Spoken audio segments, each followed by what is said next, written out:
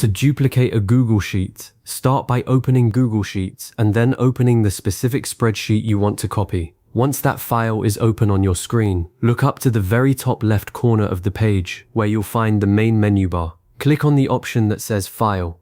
This might feel a little hidden at first, but it's the same menu you'd use to create a new sheet or import data, so it's a good one to get comfortable with. From the drop-down menu that appears, you'll see a list of actions you can take with your current file.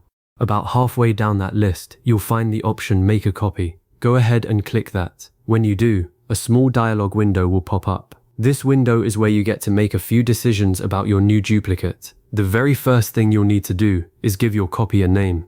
By default, Google will suggest something like copy of your original file name, but you can click into that text field and type whatever name makes sense for your workflow. This is important because a generic name can get confusing if you end up making multiple copies over time. Below the name field, you have the option to choose where this new copy will live inside your Google Drive. By default, it will save to the same folder as the original, which is often exactly what you want. But if you prefer to file it somewhere else, you can click the folder icon or the drop-down menu to navigate to a different folder. This is a great habit to build, especially if you're organizing a larger project with multiple spreadsheets. Just remember that the folder you choose must already exist in your drive. You can't create a new folder from inside this dialog box. You might also see a checkbox that says share it with the same people. This option only appears if the original spreadsheet was already shared with other collaborators. If you check that box, everyone who had access to the original will automatically get access to this new copy. That can be incredibly useful if you're creating a template or a fresh version of a team document and you want everyone to stay in the loop. However, if you're making a personal backup or a test version that you don't want others to see yet, leave that box unchecked. You can always share the file manually later, so there's no rush. Once you've set the name, chosen your folder, and decided on sharing preferences, go ahead and click the blue Make a Copy button at the bottom of the window. Google Sheets will then take a moment to duplicate your file. Depending on the size of your spreadsheet, how many sheets are inside it, how many formulas, images, or charts you have, this could be nearly instant or take a few seconds. Be patient and let it finish. You'll know it's done when the dialog window closes and a new tab opens in your browser, automatically showing you the fresh copy. Now you should verify that everything went through correctly. Look at the title at the very top of the page.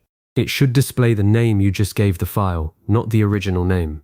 Scroll through a few sheets and check a handful of cells, especially any that contain important formulas or data you rely on.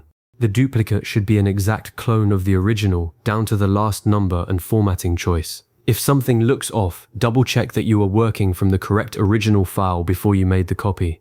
It's a rare mistake, but it can happen if you have several similar files open at once. Once you've confirmed the contents, take one more second to glance at the folder location. You can do this by clicking on the folder name that appears just below the file title, or by navigating to your Google Drive directly. This helps you avoid the common headache of knowing you made a copy but not being able to find it later. With the name correct, the data intact, and the file in the right place, you have successfully duplicated your Google Sheet. You now have a separate independent version that you can edit, experiment with, or share without affecting the original. This is perfect for creating backups, testing changes, or generating project templates that you can reuse again and again.